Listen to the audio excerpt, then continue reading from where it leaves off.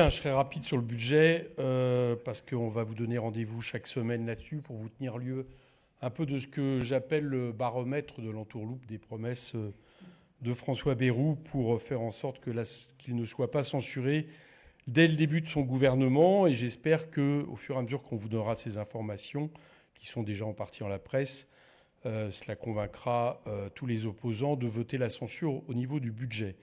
Donc globalement, par rapport au budget Barnier, vous savez que François Bayrou a annoncé un certain nombre de points qui présentent comme des concessions, notamment vis-à-vis du groupe socialiste, donc il les a énumérées.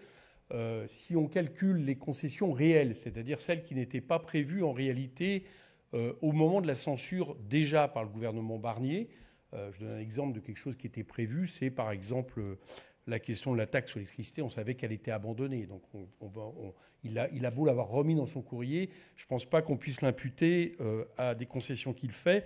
Moi, j'en suis pour l'instant à un total de concessions à 589 millions d'euros, qui tient compte des 4000 enseignants, des postes d'enseignement non pas créés, mais préservés.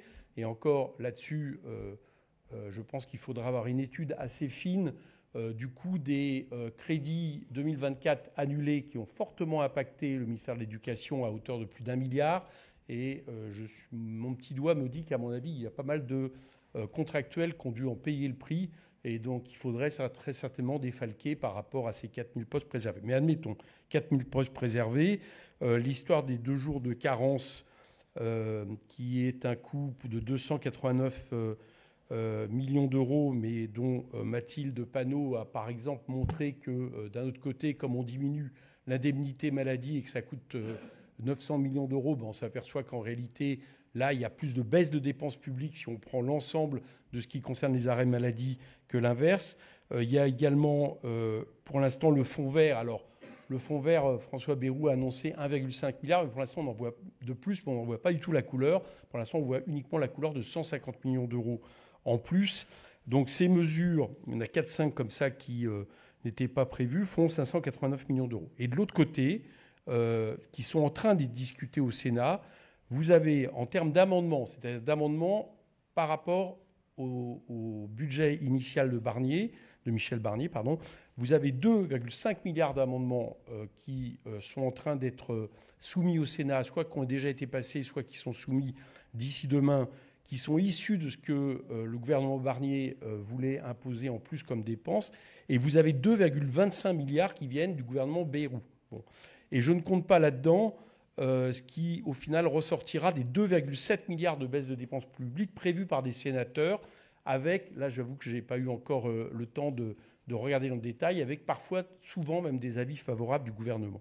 Donc on voit bien que la balance de ce que moi j'affirmais depuis maintenant plus de 20 jours est vrai, c'est-à-dire qu'on va avoir un budget Bayrou qui en réalité va sabrer dans les dépenses publiques de manière inédite et à hauteur de 10 milliards de plus, ça c'est pas moi qui le dis, c'est la ministre, que le gouvernement Barnier, dont 5 milliards qu'on est en train de voir donc au Sénat sur l'État et ses opérateurs. Donc voilà le bilan actuellement. Alors pour vous donner une petite idée, les missions les plus touchées, je ne suis pas exhaustif, c'est le travail avec moins 1,9 milliard d'euros, dont 675 millions par le gouvernement Barnier. L'écologie, 1,3 milliard d'euros, dont 575 qui ont été ajoutés par François Bayrou. L'enseignement scolaire, 1,2 milliard d'euros. L'aide publique au développement, moins 700 millions d'euros prévus. Et la recherche et l'enseignement supérieur, moins 630 millions d'euros par le seul gouvernement Bayrou. Donc voilà, ça c'est des amendements supplémentaires, on s'entend bien, par rapport à ce qui était prévu par Michel Barnier au départ. On voit donc que en l'état, on peut annoncer un budget qui évidemment sera moins disant par rapport à celui de Michel Barnier, et pas qu'un peu. Voilà, c'est en cela que je dis que les concessions sont des entourloupes. Et je rappelle pour conclure d'ailleurs que la ministre du budget, c'est-à-dire Amine Montchalin, a revendiqué le fait de présenter le budget le plus austéritaire depuis 25 ans, avec un budget qui va perdre 2% en valeur, c'est du jamais vu, c'est-à-dire hors inflation. Voilà ce que nous promet le gouvernement Bayrou et ce sur quoi nous devrons trancher début février lorsque le texte reviendra à l'Assemblée. Merci.